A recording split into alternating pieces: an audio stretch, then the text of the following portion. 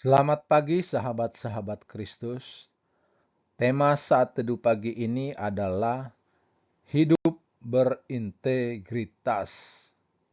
Bacaan Alkitab terambil dari kitab Mazmur 15 ayat 1 sampai 5 yang berbunyi demikian.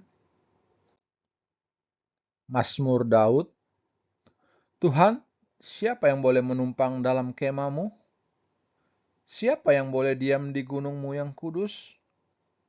Yaitu dia yang berlaku tidak bercela, yang melakukan apa yang adil, dan yang mengatakan kebenaran dengan segenap hatinya, yang tidak menyebarkan fitnah dengan lidahnya, yang tidak berbuat jahat terhadap temannya, dan yang tidak menimpakan cela kepada tetangganya, yang memandang hina orang yang tersingkir, tetapi memuliakan orang yang takut akan Tuhan, yang berpegang pada sumpah walaupun rugi, yang tidak meminjamkan uangnya dengan makan riba, dan tidak menerima suap melawan orang yang tak bersalah. Siapa yang berlaku demikian tidak akan goyah selama-lamanya.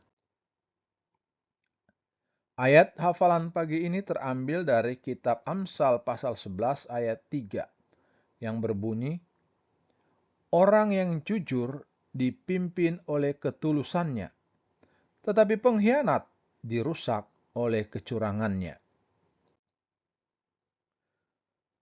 Dalam Mazmur hari ini, Daud menggambarkan kehidupan yang berintegritas, ditandai dengan kesetiaan, ketulusan, kesalehan, dan kejujuran.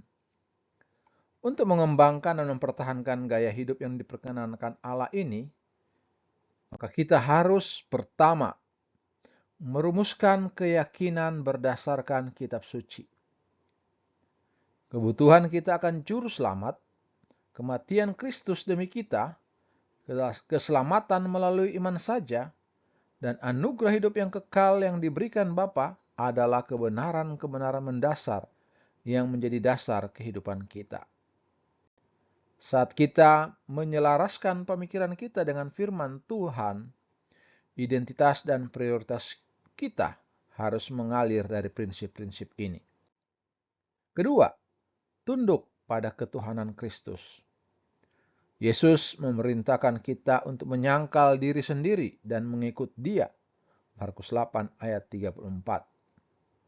Komitmen sepenuh hati atau kesetiaan kepadanya membantu kita memilih kebenaran dibandingkan godaan. Ketiga, membangun hubungan dengan individu yang saleh. Pengaruh orang-orang Kristen yang matang memperkuat dedikasi dan ketaatan kita kepada Tuhan. Keempat, akui kesalahan kita. Setiap orang terkadang meleset dari sasaran. Kita harus mengakui dosa apapun kepada Allah. 1 Yohanes 1 ayat 9. Dan menjauhi perilaku yang salah. Kita juga harus meminta maaf kepada siapapun yang telah berselisih dengan kita. Tuhan memahami perjuangan kita untuk menolak godaan dan memilih kebenaran. Dan Dia telah mengirimkan Roh Kudus-Nya untuk membantu kita hidup dengan integritas.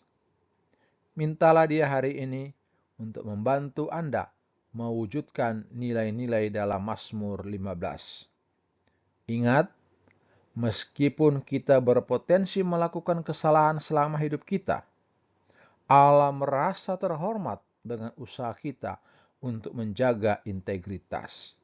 Terpujilah Kristus. Haleluya. Tuhan memberkati kita semua. Amin.